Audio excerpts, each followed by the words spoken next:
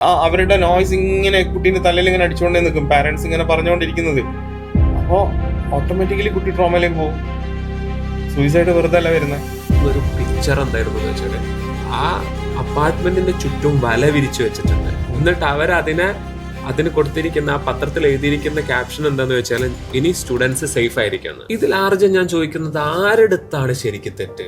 പാരന്റ്സിന്റെ അടുത്താണോ, സ്റ്റുഡൻസിന്റെ അടുത്താണോ, അതല്ലെങ്കിൽ ഈ കോച്ചിങ് സെന്റർ നടത്തുന്ന ആളുകളുടെ അടുക്കലാണോ? നമുക്ക് അങ്ങനെ ഇന്ന വിഭാഗത്തിനെ എന്ന് നമുക്ക് അങ്ങനെ കാറ്റഗറൈസ് ചെയ്യാൻ പറ്റില്ല. അത് ഒരുപാട് പാരന്റ്സിനെ കൊണ്ട് പിന്നെ ആ ഒരു ട്രോമയിലെത്തിയ ഒരുപാട് കുട്ടികളെ നമുക്ക് കാണാൻ പറ്റുന്നുണ്ട്. ഇനി പാരന്റ്സ് മോശമായാലും, പാരന്റ്സ് മോശമാകുന്ന പറഞ്ഞാൽ അവരുടെ സ്വാർത്ഥത കൊണ്ടാണ് അവർ മോശമാവുന്നത്, അല്ലാണ്ട് അവർക്ക് ഇഷ്ടക്കുറവ് കൊണ്ടോ കുട്ടി നശിച്ചു പോട്ടെ എന്ന് വിചാരിച്ചിട്ട് ഒന്നുമല്ല. അവരുടെ സ്വാർത്ഥതയാണ്. എൻ്റെ കുട്ടി ആയിരിക്കണം എന്ത് ചെയ്യേണ്ടത്, ടോപ്പിൽ എത്തേണ്ടത് എന്നുള്ളത് ഒരു ടിപ്പിക്കൽ രക്ഷിതാവിന്റെ മൈൻഡ് സെറ്റ് ആയിരുന്നു. ഏതൊരു ടിപ്പിക്കൽ രക്ഷിതാവും എന്താ ചെയ്യാന്ന് പറഞ്ഞാൽ എൻ്റെ കുട്ടിയായിരിക്കണം എന്ത് ചെയ്യേണ്ടത്, അവിടെ ഫസ്റ്റ് വരേണ്ടത്, എല്ലാ രീതിയിലും എന്ത് ചെയ്യണം, ബെസ്റ്റ് ആവണം, എന്ത് ചെയ്യണം, അപ്രീസിയേഷൻ കിട്ടിക്കൊണ്ടേ നിൽക്കണം, എപ്പോഴും എന്ത് ചെയ്യണം, ആ ലെവലില്. അതൊരു ഇപ്പൊ ഞാനൊരു രക്ഷിതാവാണെങ്കിൽ എനിക്കത് ആഗ്രഹിക്കാം. പക്ഷെ ഞാൻ എന്ത് ചെയ്യാൻ പാടില്ല, അതെന്റെ കുട്ടീന്റെ മേലെ അടിച്ചേൽപ്പിക്കാൻ പാടില്ല. ഞാൻ കുട്ടിക്ക് വേണ്ട എല്ലാ സൗകര്യങ്ങളും ചെയ്തു കൊടുക്കുകയും സാഹചര്യങ്ങളൊക്കെ ബോധ്യപ്പെടുത്തുകയും അവൻ ഉൾക്കൊണ്ടുകൊണ്ട് പഠിക്കണം എന്ന് ഞാൻ പറയും. അല്ലാണ്ട് എന്ത് പറയില്ല, അതിനപ്പുറത്ത് നീ പഠിച്ചേ പറ്റൂ എന്ന് പറയുന്നത് ഞാൻ ഫെയിലിയറാ. ഒന്ന്. ഇനി കോച്ചിങ് സെന്റേഴ്സിലേക്ക് പോകുമ്പോൾ, കോച്ചിങ് സെന്റേഴ്സ് അങ്ങനെ എല്ലാ സ്ഥലങ്ങളും ഭയങ്കരമായിട്ട് എന്ത് ചെയ്യുന്നുണ്ട്, ഇങ്ങനെ പ്രഷർ ചെയ്ത് പഠിപ്പിക്കുന്ന അഭിപ്രായം എനിക്കില്ല. പക്ഷെ നോർത്തിലൊക്കെ വല്ലാതെ ഉണ്ട് എന്ന് പറയപ്പെടുന്നുണ്ട്. എൻ്റെ എക്സ്പീരിയൻസിലില്ല, കാരണം ഞാൻ പോയിട്ടില്ല മീൻസ് പോയിട്ടുണ്ട്, ക്ലാസ് എക്സ്പീരിയൻസ് ചെയ്തിട്ടില്ല.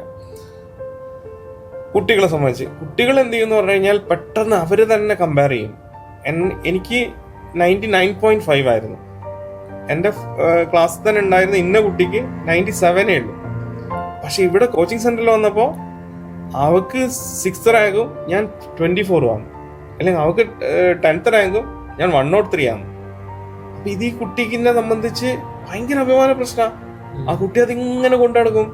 ഇതിനെ കറക്റ്റ് മെന്റർ ചെയ്യാനോ എന്താണ് ഈ കുട്ടിക്ക് പറ്റിയെന്ന് ചോദിച്ചിട്ട് അതിനെ കറക്റ്റ് അഡ്രസ് ചെയ്യാനോ പറ്റുന്ന ഒരു മെഷീനറി അവിടെ ഉണ്ടാവില്ല.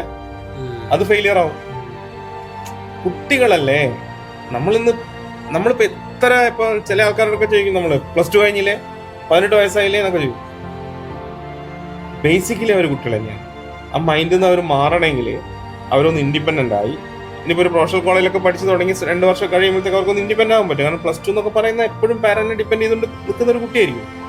അപ്പൊ ഇങ്ങനെയുള്ള എല്ലാ ഘടകങ്ങളും എന്താണ് അവിടെ എഫക്റ്റ് ചെയ്യും. അതിനെല്ലാവർക്കും റോളുണ്ട്. അപ്പൊ ഞാൻ എപ്പോഴും പറയാം, നമുക്ക് മാർക്ക് കുറഞ്ഞിട്ട് വരുന്ന കുട്ടിയെ, ഒരു മകനെ അല്ലെങ്കിൽ ഒരു മകളെ വളരെ എന്താ പറയാ ചിരിച്ചുകൊണ്ട് ഓട്ടടാ അടുത്തതിന് വാങ്ങാന്ന് പറയാൻ ഒരു രക്ഷിതാവിന് പറ്റിയാൽ ആ കുട്ടി അടുത്തതിന് അത് വാങ്ങിയിരിക്കും. നിന്റെ 2 മാർക്ക് അവിടെ പോയി, നീ എന്തുകൊണ്ട് ഫെയിലായി, ഇനിയൊന്നും പഠിപ്പിച്ചിട്ട് ഒരു കാര്യമില്ല, നശിച്ചു പോവും എന്നൊക്കെ പറഞ്ഞു കഴിഞ്ഞാൽ ആ കുട്ടിക്ക് നെഗറ്റീവ് മാത്രമേ കയറുള്ളൂ. നമുക്ക് എല്ലാവർക്കും അറിയാവുന്ന കാര്യമാണ്. ഈ പറയുന്ന എനിക്കും സാഹചര്യം എല്ലാവർക്കും അറിയാം. പക്ഷെ എന്ത് ചെയ്യില്ല, പ്രാക്ടിക്കലി അത് പലപ്പോഴും എന്ത് ചെയ്യും, അത് മിസ്ലീഡ് ചെയ്യപ്പെടും എന്നുള്ളതാണ്. അതൊക്കെ കുട്ടികളെ ബാധിക്കുന്ന കാര്യമാണ്. ഈ കോട്ടയിലെ കേസ് പറഞ്ഞപ്പോഴേ, കോട്ടയിൽ നിന്ന് അടുത്ത് വന്ന ഒരു പിക്ചർ ഉണ്ട്. എന്താന്ന് വെച്ചാല് നമുക്ക് ഓൾറെഡി കണ്ടതാണ്. ഫാന് ഇങ്ങനെ കവർ ചെയ്ത് ഇൻഡസ്ട്രിയൽ വർക്ക് ചെയ്ത് വെച്ചിരിക്കുന്ന ഫാനിന്റെ ഫോട്ടോകൾ നമ്മൾ കണ്ടാണ്. പിന്നെ സീലിംഗ് ഫാൻ ഒഴിവാക്കി. അതിലും രസമുള്ളൊരു അല്ലെങ്കിൽ ഒരു ഭയങ്കര ഭീതിപ്പെടുത്തുന്ന ഒരു പിക്ചർ എന്തായിരുന്നു എന്ന് വെച്ചാല് ആ അപ്പാർട്ട്മെന്റിന്റെ ചുറ്റും വല വിരിച്ചു വെച്ചിട്ടുണ്ട്. എന്നിട്ട് അതിന് കൊടുത്തിരിക്കുന്ന ആ പത്രത്തിൽ എഴുതിയിരിക്കുന്ന ക്യാപ്ഷൻ എന്താന്ന് വെച്ചാൽ ഇനി സ്റ്റുഡൻസ് സേഫ് ആയിരിക്കണം. അപ്പൊ ഇത്രയും വലിയ രീതിയിലുള്ള എന്താ പറയാ, ഇതിനകത്തിരിക്കുന്ന ആളുകൾക്ക് സൂയിസൈഡൽ ടെൻഡൻസിയും കോട്ടയിൽ നിന്നും പലതും റിപ്പോർട്ട് ചെയ്യപ്പെടുന്ന പോലും ഇല്ല എന്നുള്ളതാണ് കാര്യത്തിൽ നമുക്ക് മനസ്സിലാവുന്നത്. എനിക്കൊരു അതിന് വേറൊരു കാര്യം പറയാൻ തോന്നുന്നു. ഇതിന് കണക്ട് ചെയ്യാണ് ഞാനൊരു ഉത്തരം പറയട്ടെ. അതായത് ഈ പറയുന്ന സേഫ്റ്റി മെഷേഴ്സെല്ലാം എടുത്തുകൊണ്ട് ഒരു സ്ഥാപനം നടത്തുന്നതാണോ ശരി? കഴിഞ്ഞ ദിവസം കൈനറ്റിക്സിന്റെ ചെയർമാൻ ഡോക്ടർ ഹക്കീം അസീരി ഉസ്താദ് വന്നിട്ടുണ്ടായിരുന്നു. അപ്പം വന്ന് ഞങ്ങളിങ്ങനെ കുറേ കാര്യം പറഞ്ഞപ്പോൾ ഈ ഒരു കാര്യം ഞാൻ എന്ത് ചെയ്തു, ഞങ്ങളുടെ ഹോസ്റ്റലുണ്ട്, അതായത് ഹോസ്റ്റൽ ഒരു പ്രീമിയം വലിയൊരു ഹോസ്റ്റലാണ്, പ്രീമിയം ഹോസ്റ്റലാണ്. അപ്പം ഹോസ്റ്റലിനെ കംപ്ലീറ്റ് മെഷ് ചെയ്യണം എന്ന് പറഞ്ഞു ഞാൻ. അതായത് കമ്പി വേലി ഇട്ടണം. ചിലപ്പോൾ കുട്ടികൾ ഈ 13ാമത്തെ നിലയിൽ നിന്ന് താഴേക്ക് ചാടാൻ ടെൻഡൻസി ഉണ്ടായാലോ. അപ്പം എന്നോട് സർ ചോദിച്ച ചോദ്യമുണ്ട്, സ്റ്റെപ്പിന് പോലും കൈവരി ഇല്ലാതെ കുട്ടികൾ കയറി ഇറങ്ങണം എന്നുള്ള അഭിപ്രായക്കാരനാണ് ഞാൻ, ഉസ്താദ്. എന്താന്ന് രാജേഷിന് അറിയാവോന്ന് ചോദിച്ചു. ഞാൻ പറഞ്ഞു എനിക്ക് ഓൾമോസ്റ്റ് എനിക്ക് മനസ്സിലായി.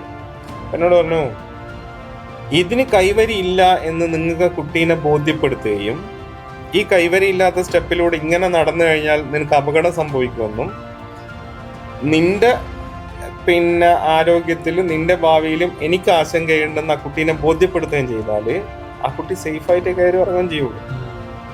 എന്ത് ചെയ്യൂല, അങ്ങനെ ബോധ്യപ്പെടുത്താൻ കൈനറ്റിക്സിന് പറ്റണം. അങ്ങനെ ബോധ്യപ്പെടുത്താൻ ആർജയ്ക്ക് പറ്റണം. അങ്ങനെ ബോധ്യപ്പെടുത്താൻ ആർജയുടെ മെന്റേഴ്സിന് പറ്റിയാല് പിന്നെ എന്തിനാ ഇവിടെ ഒരു മെഷ്, പിന്നെ എന്തിനാ ഒരു വല? ഏതെങ്കിലും കുട്ടിക്ക് തോന്നുമോ എന്തെങ്കിലും ചെയ്യാൻ? തോന്നൂലല്ലോ. അപ്പം നമ്മളെ സിസ്റ്റത്തിന്റെ ഫെയിലിയർ ആണ് അത്രയും സേഫ്റ്റി മെഷർ ഉണ്ടാക്കേണ്ടി വരും. നമ്മളെ സിസ്റ്റം കറക്റ്റ് ആണെങ്കിൽ ആ സേഫ്റ്റി മെഷറിന്റെ ആവശ്യമൊന്നുമില്ല.